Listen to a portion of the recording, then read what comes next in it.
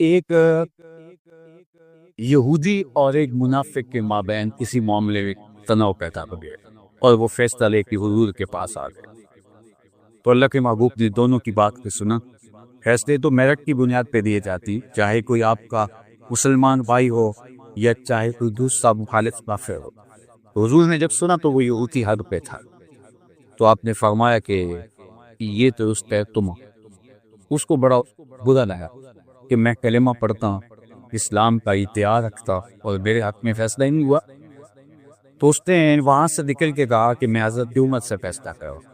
اس کے ذہن کے کسی گوشے میں یہ بات بیٹھی تھی کہ حضرت عمر کافروں کے بارے میں، یہودیوں کے بارے میں سخت مزاج رکھتے، اور جب وہ یہ سنے دے کہ یہ یہودی ہے اور میں مسلمان تو بس کافر ہو گئے. تو وہ جا کے حضرت عمر کے دروازے پہ دونوں ٹوک چڑے گئے. اللہ اکبر. حضرت عمر باہر آئے، پوچھا کیا ماجرا ہے؟ کہا کہ میرا اور اس کا تنازع ہے، اور یہ یہودی ہے حضرت اور میں مسلمان، اور اپنی ساری بات سنائیں. حضرت عمر نے بات سنی پہ یہودی سے کہا تم کچھ کہنا چاہ؟ کہا میں ایک ہی بات کہنا چاہ، اس مقدمے کا فیصلہ اللہ کے رسول میرے ہاتھ پہ کر جو. حضرت عمر نے اس سے تصدیق چاہی کہ یہ درست کہہ رہا ہے. کہا کہ ہاں یہ سچ کہہ رہا ہے، لیکن میں حضرت آپ کے پاس آیا، بات رکو تمہارا فیصلہ بھی ہو. اندر گئے، جب واپس آئے تو ہاتھ میں تلوار، اور اس منافق کی عزت اتارتے ہوئے تاریخ ساز لفظ کہے ہذا عقدی لمن لم یأت بقضاء اللہ ورسولہ، جو اللہ اور اس کے رسول کے فیصلے کو نہیں مانتا اس کا فیصلہ عمر کی تلوار ایسے ہی. اب شور مچ گیا کہ عمر نے ایک مومن کو قتل کر دیا، مسلمان کو قتل کر. اس کے رشتہ دار باقاعدہ احتجاجی جلوس لے کے حضور کی خدمت میں پہنچے کہ عمر نے ایک مسلمان کو قتل کر دیا، ماں برائے عدالت قتل ہو گیا. شور مچ گیا. اللہ اکبر. اللہ کے محبوب صلی اللہ علیہ وآلہ وسلم نے فرمایا عمر کو بھی تو بلا دے، ان کی بات بھی سنے. وہ یہاں اس نوبت تک کیسے پہنچے؟ حضرت عمر کو بلاوا گیا. حضرت عمر بعد میں پہنچے، جبریل پہلے. اور یہاں تھے کہ زمان نازل ہوئی فلا تربک لا یؤمنون حتی یحکموک فیما شجر.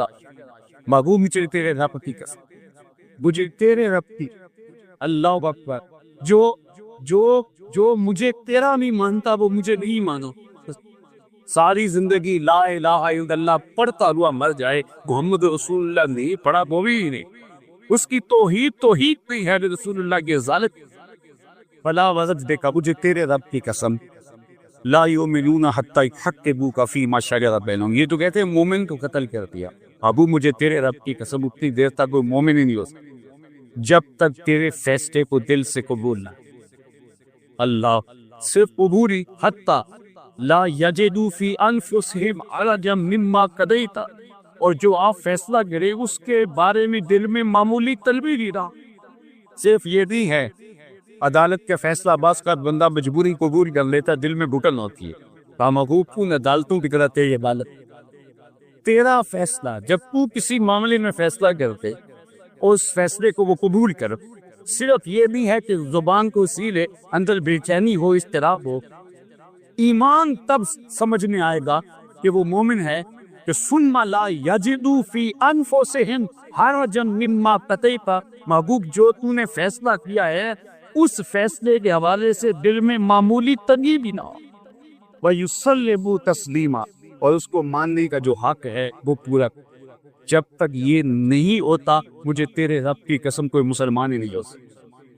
اب مجھے بتاؤ کہ جب حضور کے فیصلے کو یوں ماننا ہے تو پھر آئین مصطفیٰ ہماری زندگی کا جزو لا یلفق ہوگا. پھر ان کا بتایا ہوا انداز حیات، ان کے دیے ہوئے قوانین، ضابطے، اسلوب حیات، نظام ہماری زندگی پر کس طرح پورا کرے گا. آج ہمارا مسئلہ کیا ہے؟ آج ہم 1 ارب 70-80 کروڑ ہونے کے پابند دنیا کے اوپر رسوات میں، اس لیے پہ ہم زبان سے تو حضور کے نظام کی بات کرتی، ہم مسلمان اپنے آپ کو تو کہتی، لیکن ہمارے رویے، ہمارا طرز زندگی، ہمارا انداز معاشرت، ہمارے اسلوب حیات حضور کے بتائے ہوئے اسلوب کے مطابق دی. اسلام میں آدھا تیتر آدھا بٹیر نہیں، سر سے لے کر پاؤں تک انہی کا ہونا پڑتا. اس چمک میں پیروے بلبل ہو یا تلبیز گل، یا سراپا نالا بن جائے یا نوا پیدا نہیں۔ یہ بھی ہوگا کہ ہم یہ راستہ بھی رکھیں اور یہ راستہ بھی رکھیں۔ کام ابھی ایک طرف تیرا فیصلہ ہے، ایک طرف سارا زمانہ۔ محبوب تیرے فیصلے کو یوں ماننا ہوگا کہ دل میں کوئی کٹکا ثم لا یجدوا فی انفسہم حرجا مما قضیت، جب تک یہ درجہ قلبی کیفیت کا نہ ہو، میں خدا ہو کے کہتا ہوں مجھے تیرے لفظ کی قسم، مومن۔ باقی کہانیاں تو بعد، تو وہ ایمان کے دودھ سے ہی مالا مال نہیں ہوتا جب تیرے لیے یہ اس کے دل کی، اس کے قلب کی حالت۔ اللہ اکبر۔ تو ہمیں سر سے لے کر پاؤں تک اسلام پاؤں پڑے گا، پھر اس کے بعد اس کا ہمیں فیض دے گا۔ جب ہم بھی گنجائش رکھیں گے، جہاں جی چاہ مان لیا۔ وہ کیا کسی نے کہا تھا کہ میٹھا میٹھا ہپ ہپ کروا کروا سوت، نہیں، ایسا نہیں ہے۔ عبداللہ ابن سلام ابن یامین ابن اسید اور ابن اسیب یہ لوگ اسلام لائے تھے، لیکن اسلام لانے کے بعد انہوں نے دیکھا کہ اسلام کوئی اونٹ کے گوشت کو آنا واجب نہیں قرار دیتا، نہ اونٹ کا دودھ پینا کوئی وجوب ہے اسلام میں۔ ہم میں سے کتنے لوگ ہوں گے جنہوں نے آج تک اونٹ کا گوشت چکھ کے بھی نہیں دیکھا، اس کا دودھ کبھی ایک بوٹ تک نہیں پیا ہو؟ ہمارے اسلام میں کوئی فرق نہیں پڑا۔ لیکن یہودی اونٹ کا گوشت نہیں کھاتے تھے، اس کا دودھ بھی پیتے تھے، اور ہفتے کی تعزیت کا معاملہ اسلام کو سا منع کرتا ہے یا کوئی واجب کرتا ہے۔ تو چلو ہم بچپن، لڑکپن، جوانی، اب کہولت کے ایام کی طرف بڑھے، یار اب اسلام نصیب ہو گیا، تو بچپن سے ایک چیز کو چھوڑے آ رہے ہیں، تو اب بھی اس کو چھوڑے رکھیے۔ اسلام کو اسلام میں واجب تھوڑا ہے، کوئی فرض تھوڑا ہے، مباح ہے، جائز ہے، میسر ہے تو لے لو، نہیں ہے تو کوئی بات نہیں۔ تو انہوں نے اونٹ کا گوشت اور دودھ کسک کے ساتھ چھوڑنا شروع کیا، جس طرح باقی پہلے چھوڑتے تھے کہ کوئی بات نہیں، اسلام کون سا لازم کرتے تھے۔ جب انہوں نے اونٹ کا گوشت بکس چھوڑا تو اللہ تعالیٰ نے قرآن نازل کیا، اور اس کے اولین مخاطبین حضرت عبداللہ ابن سلام کے صاحب تھے۔ یا ایھا الذین آمنوا ادخلوا فی السلم کافۃ، اے مسلمانوں، اے ایمان والو، اسلام میں آئے ہو تو پھر گرے یہ بھی اور کوئی اونٹ کا گوشت کھائے سے اے تمہیں کہنا کیوں؟ اس لیے کہ تمہیں ملحوظ ہے یہودیت کی ایک رسم، اور تم اس رسم کو بھی بچانا چاہتے ہو، اسلام بھی لانا چاہتے ہو۔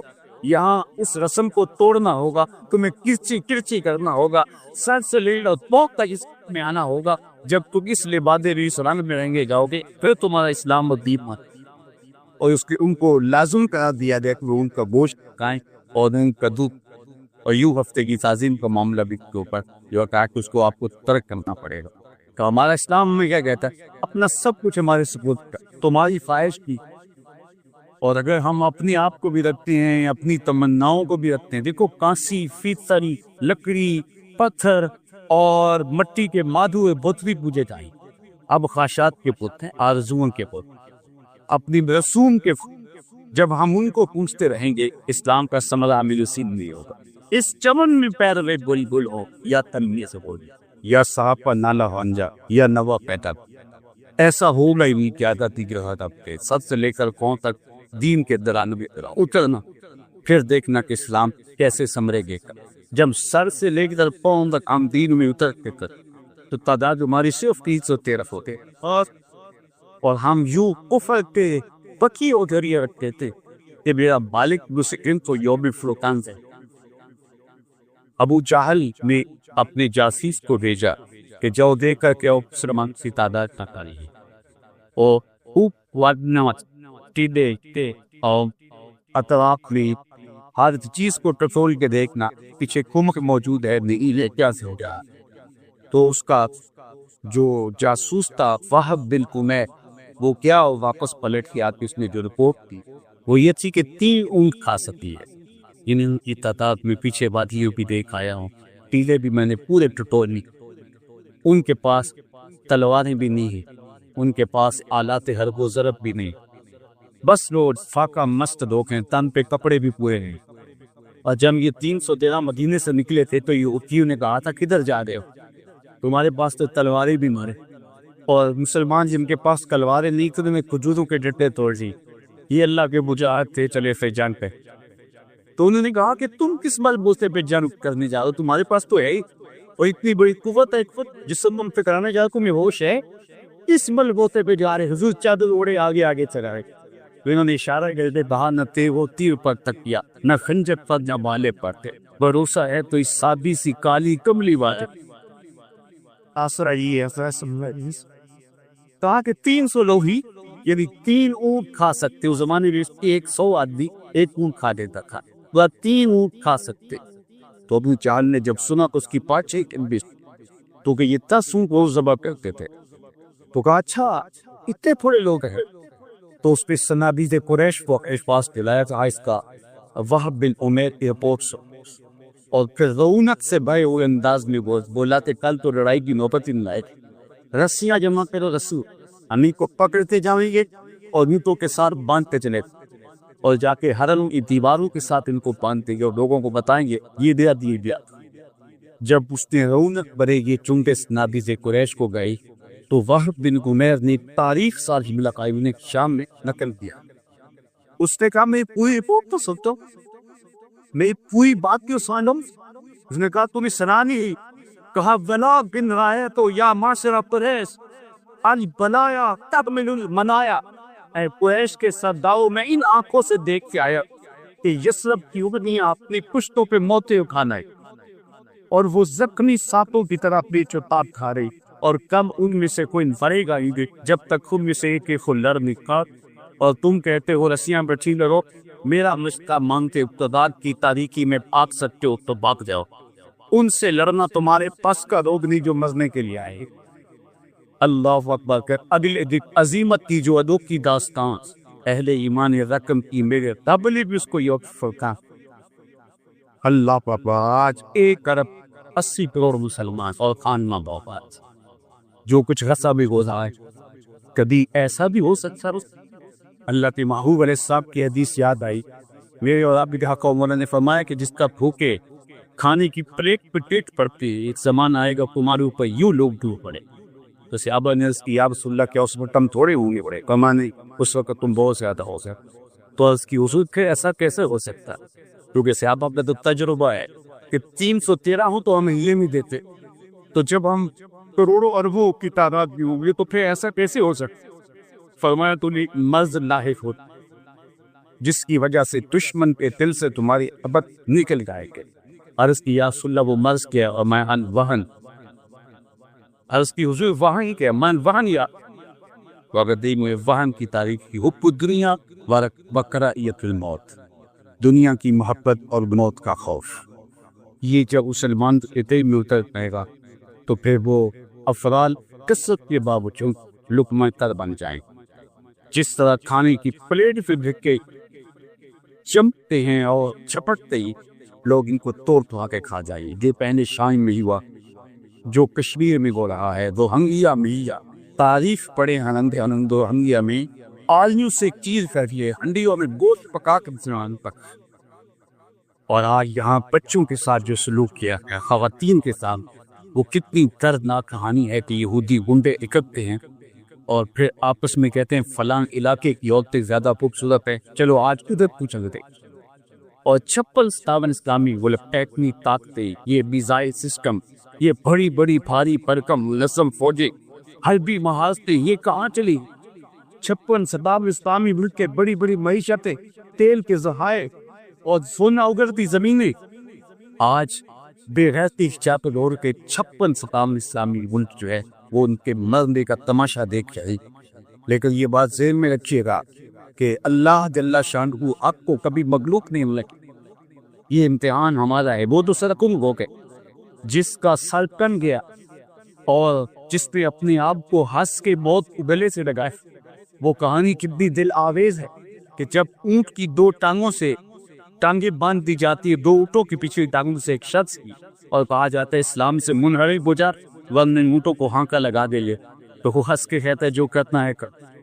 تو پھر جب اونٹوں کو ہانکا لگتا ہے اور بدن چرنے لگتا ہے، سٹ اون کے قطرے گرتے ہیں، تاریخ بتاتی ہے جب تک زبان بولتی رہی لفظ زبان پہ ایک تھے، فوز کو بے رزب الکعبہ، کعبے کے ہم کی قسم زندگی کی بات سب ہونی تو اسے کہتی، کامیابی تو اسے گئے۔ کعبہ پہ آپ نے نہیں، حضور جب کعبہ کی دیوار کے ساتھ بیٹھے تھے تو کافروں کے تب کرنے کی کہانی آپ کو سنانا چاہیے۔ فرمایا خباب ڈر گئے ہو تم سے قبل دو لوگوں کے جسموں کو لوہے کی ٹنڈیوں سے چیپا گیا، حتیٰ کہ کڑیوں کے کانوں نے ان کی ہڈیوں پہ نشان چھوڑے، لیکن انہیں حق کا راستہ پہ بھی نہیں چھوڑا۔ حضرت زکریا کے سر پہ آلہ رکھ کے پاؤں تک چی بنی، اللہ اکبر۔ حضرت یحییٰ کی گردن کاٹ کر کے تشکری میں سجا کے ہاتھ میں وقت کے ضامطے پیش کی ہے۔ امام رازی نے یہ کہا کہ مکے سے لے کر طائف تک 70 ایسے نبیوں کی قبریں ہیں جن کی وفات صرف بھوک کی وجہ سے لوگوں نے اذیتیں سہی ہیں، تکلیف سہی، خون 100,000 انجم سے ہوتی ہے سر میں، کتنی ستاروں کا خون ہوتا ہے، کس سپیتا ہے 7 کلو ویسا ہے۔ تو یہ بات ذہن میں رکھے، یہ امتحان ہی کریں کو ہمارا امتحان ہے، وہ تو کامیاب ہو گئے صحیح۔ آج ہم کرے کہاں ہے؟ آج اگر دجال اپنی تمام مادی کفلوں کے ساتھ آپ موجود ہو تو کتنے لوگ ہیں جو دجال کے قریب میں پڑے؟ آج ہم سمجھے کہ ہم کھڑے کہاں ہیں۔ آج ٹیکنالوجی کی کسیدہ اور دور موجود کے اس مادی عروج کی کسیدہ کہانیوں سے ہماری زبان تھکتی بھی ہے۔ اللہ کے محبوب نے فرمایا کہ 3 گروہ ہو جائیں دور میں، ایک وہ جو کاٹ دیا جاتا وہ شہادت کا تاج سر پہ پہن لے کر، ایک وہ کہ جو راہ فرار اختیار کر جا، دلیل اور منطقی اور فلسفے بکارے گا کہ دیکھو ہمارے پاس طاقت نہیں، ہم پتھر کے زمانے میں تک کے نہیں لے جائیں گے، ہماری معیشت سکڑ جائے، یہ ہوگا وہ ہوگا، وہ اس طرح کی کہانی دنیا میں ہم تنہا رہ جائیں گے، عالمی برادری سے کٹ جائیں گے، ساری دلیں آئی، ایک گروہ کٹ جائے گا، شہید ہو جائے، اور دوسرا گروہ وہ فلسفے بغیر رہا گا، تیسرا گروہ جو بیت المقدس کے دروازوں پر کھڑا ہوگا اور لڑا اور حق کے لیے پوری استحکام کے ساتھ کھڑا ہوگا۔ حضرت عیسیٰ کا نزول ان سرکشوں اور منطق بکھالوی والوں کے پاس نہیں ہوگا، ان بچا کو نہیں جا سکتا۔ حضرت عیسیٰ آئے گی اور ان کو کہیں گے بتاؤ 2 آپشن، یا تو میں دعا کرتا ہوں اور یہ کفار مغلوب ہو جائیں گے اور ہمیں فتح نصیب ہو جائے، دعا سے کام بن جائے گا۔ حضرت عیسیٰ کے الفاظ سے دجال فکر نہ فکر اللہ، یا تو یہ آپشن ہے کہ میں دعا کرتا ہوں تم آمین کہو، تم نے جتنی محنت کی اللہ نے قبول کی، اور یہ اس دعا سے اور مفتوح ہو گیا تم، اور یا ہم لڑتے ہی لڑتے، اللہ تعالی ہمیں فتح دے۔ اب بتاؤ ان 2 میں سے تمہارے پاس کیا آپشن ہے؟ تو وہ کہیں گے ہم تو لڑیں۔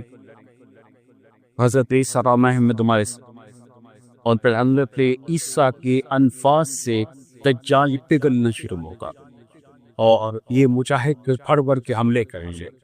اللہ اکبر۔ اور فرمایا کہ شجاعت الیہود الرڈفرڈ نام کی ایک جھاڑی رہے گی، اس جھاڑی کے علاوہ یہودیوں کو کوئی پناہ نہیں رہے، حتیٰ کہ اللہ کے محبوب نے ارشاد فرمایا کہ اگر وہ پتھر کے پیچھے بھی چھپے تو وہ پتھر بھی آواز دے کے کہے گا کہ ابو جہل یہ سالم میرے پیچھے، اور کہ اللہ کا کلمہ بلند ہوگا۔ اور میرے حضور کا یہ فرمان سنیے کہ مٹی اور گارے سے، اینٹ اور گارے سے بنا ہوا کوئی مکان اور چمڑے اور اون سے بنا ہوا کوئی خیمہ ایسا نہیں رہے گا جہاں کلمہ اسلام داخل نہیں رہتی۔ اور میں کہا کرتا ہوں شرق سے لے کر غرب تک، شمال سے لے کر جنوب تک، کائنات میں چھت بھی ایسا بھی ہوگا جہاں میرے آقا محمد کے نام کا جیڑا تک پوری دنیا کے اوپر صاحب غالب ہوگا، اور اسلام کے پورے رہے وہ وقت آنے والا ہے، اور اسلام کی نشر اور اسلام کی نازت ہونے والی ہے۔ اور سنو تمہیں ٹھنڈ پڑے ہیں، اللہ کے محبوب نے قسم سے والذی نفسی بیدہ لینزلن عیسی ابن مریم ثم لئن قام علی قبری فیقول یا محمد لا اجیبن، میں مجھے اس رب کی قسم کی جس کے قبضہ قدرت میں میری جان ہے، حضرت عیسیٰ نازل ہوئے، اور یہ سارا کام مکمل کرنے کے بعد حضرت عیسیٰ روح کی قبر تھے۔ جب کام مکمل ہو جاتا تو ایک خواجہ نے مازو برکے سے لوٹ گئے، فرمایا حضرت عیسیٰ میری قبر پہ آئیں گے، ثم لئن قام علی قبری، پھر میری قبر پہ آئیں گے، فیقول یا محمد، اور کہ حضور یا محمد میں حضور ہوں، کام پورا ہو گیا۔ اب سنو حضور نے قسم فرمایا لا اجیبنہ، میں قبر سے عیسیٰ کو جواب دوں۔ وہ وقت آنے والا ہے، اب ہم دیکھیں کہ ہم کدھر کھڑے، ہم ظلم کے ساتھ ہیں یا انصاف کے ساتھ ہیں، چغل کے ساتھ ہیں، یا ہم سچائی کے ساتھ. یہ پوری دنیا اب دو صفوں میں بٹ گئی ہے، پھر تیسرا راستہ نہیں. آپ کے ساتھ ہی کھڑا ہونا ہے. تذبذب، تشکیک اور بے یقینی موت سے بھی پستر ہے. اقبال نے کہا تھا سنیں تہذیب حاضر کے گفتار، غلامی سے بدتر ہے بے یقینی. قوموں کو بے یقینی میں مبتلا کر دیا جاتا ہے. ان کے اس ڈوم کی بات ہو رہی ہے جو اندر کوئی میزائل نہیں گھسنے دیتا. وہ تو لنگڑے مچھر کو وہ تو وبیلوں کے آگے کچھ چیز کو ٹھہر ہے. وہ رب ہے تو یہ کیا قصیدے پڑھتے ہو؟ حالت چند کے اندر اگر حقیقی طور پہ بھی دشمن کے پاس کوئی واقعہ ایسی چیزیں ہوں تو مسلمان کو اجازت نہیں ہے کہ حالت جنگ کے لوگ کے آج اس سے بحران پست ہوتا ہے، بحران بلند ہوتا ہے. لیکن آج یہ فلسفی اور یہ بڑے دانش پر یہ ان کے قصیدے پڑھتے پھرتے ان کے پاس یہ کچھ ہے. اگر اتنا کچھ ہے اور ایک میزائل اور ایک گولی کی ڈسی تو پھر ایک میزائل گزرنے سے ٹانگ چکا کہ ان کے پاس اتنا مضبوط حصہ ہے تو پھر راستے کیوں ہیں، بھاگتے کیوں ہیں اس ڈوم پہ؟ ان کو تو یقین نہیں ہے کہ میں دین کیسے پیدا. تو اپنے ایمان کو مضبوط کرنا ہوگا تشکیر سے، تذبذب سے اور بے یقینی سے ذکر ہو کہ یقین کے دائرے آنا ہوگا. اور حضور کا یہ فرمان بار بار سننا ہوگا کہ مٹی میں پتھر اور گارے اور اینٹ سے بنا ہوا کوئی مکان اور چمڑے اور وول کا کوئی خیمہ باقی نہیں بچے گا جہاں کلمہ اسلام داخل نہیں کتنے. وہ اسلام کا ٹھنڈا ہی اونچا ہوگا. ملے یہ سینہ چاہ تھانے چمن سے سینہ چاہ بس میں گل کی ہم نفس پادے سباب ہو جائے. شبر مفشان پیدا کرے گی میری سود و ساتھ، اس چمن کی ہر کلید کاش نہ ہو جائے گی. آسمان آسمان سارے آسمان آسمان آسمان نور پیدا کرے گا، سان سے روجالے بانٹے گا اور اس چمن کا ایک ذرہ توحید کے نغمے سے سرشار ہوگا اور اسلام کا کلمہ اور اسلام کا پرچم اور اسلام کا قریہ نہیں ہوگا اور کائنات کا کوئی گوشہ اور کونا ایسا نہیں ہوگا یا ہم محمد علی کے نام پہ پڑے نہیں وغیرہ. اور وہ وقت آج بھی وہ کل آنے والا ہے. ہمارا کام دعائی دی عمر موزن کا کام. یہ بھی صاحبزادہ سیپ صاحب کہتے کہ مجھے کسی نے فون کیا کہ 40 سال سے کب کیے جا رہے اور میاں موزن اذان دیتا ہے چاہے کوئی نمازی آئے گا نہیں. ہمارا کام اذان دینا ہے، ہم موزن ہیں، ہم پکارتے رہیں گے، دعائی دیتے رہتے ہی کوئی آئے یا نہ آئے. پرش دے بدل رہا جو کب کو کہ یک روز گپت ہو. سادی کہتے ہیں چارہ جو ہے وہ دانے ڈالتا رہے، کبھی کبوتر آئے گا، کبھی تووا آئے گا، کبھی جو ہے وہ کوئی اور چیز آ جائے گی، لیکن ایک دن وہ ہما بھی تو آئی جائے گا جس کے لیے سارے جکن دے. ہم نے اپنی نسلوں کو یہ مشن دے کے کہانی ہم کچھ نہیں کر سکتے، ہم آواز تو بلند کر سکتے، ہم صلاح دل نوات تو دے سکتے، لیکن وہ وقت آئے گا. اللہ اکبر. حضور نے کچھ کنیا دی، فتح کی بشارت دی کی اور اس بشارت کو پورا کرنے کے لیے صحابہ نے جانے دی. مشکل سے مشکل حالات میں حضرت سلمان فارسی رضی اللہ تعالیٰ انہوں نے کہا آپ کا جب انتقال ہونے لگا تو آپ نے کہا کہ مجھے کسی گھوڑے پہ باندھ کے آنکھ دینا اتر تاریخ تفسیر شعری کی طرف بھی جاتے قریب سے اتنی کی تو ہو جاؤں میرا نام تو شامل ہو جائے. یا وہ چڑیا جو چڑیا چونچ میں پانی دیے چیخا کو بجانے چلائے نمرود کو بجانی دی تو کسی نے کہا فگنی اتنی بڑی چیخا کے پرندے کی عمر سے گزرے کو چند بن کے کباب بن جائے، تیری چونچ کے اندر کتنا پانی آتا ہے کہ تو اس کو بجھا سکے. اس نے کہا مجھے پتا ہے کہ اس جگتی ہوئی آگ کے شعلوں کو نہ بجھا نہیں سکتی، لیکن یہ میں کام سے لیے کر رہی ہوں قیامت کے دن نارے نمرود کو بچانے والوں میں میرا نام تو تھا.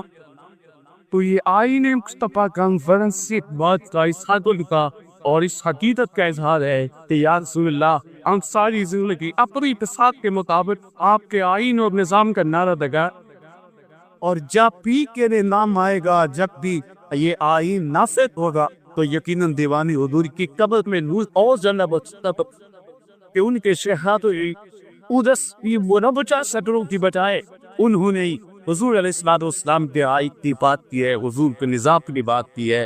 اللہ تعالیٰ ان کی زندگیوں میں برکتیں عطا فرمائے اور اس آستانہ دود پہ رحمتوں کے سویرے قیامت تک یوں طلوع ہوتے رہی. یہاں جو سلسلہ لوط 1033 کے اندر جاری ہوا، حضرت دیوانی حضور علیہ رحمہ و رضوان کا فیضان یوں قیامت تک جاری ہے اور یہاں واقعہ علماء بھٹ کر آفاق کی خوشی میں نور روشنی اور پچانے پھیلاتے رہی۔ وسعت دل کو بہت تھی، وسعت صحرا کم ہے، اس لیے مجھ کو تڑپنے کی تمنا کم ہے۔ وآخر دعوانا الحمدللہ۔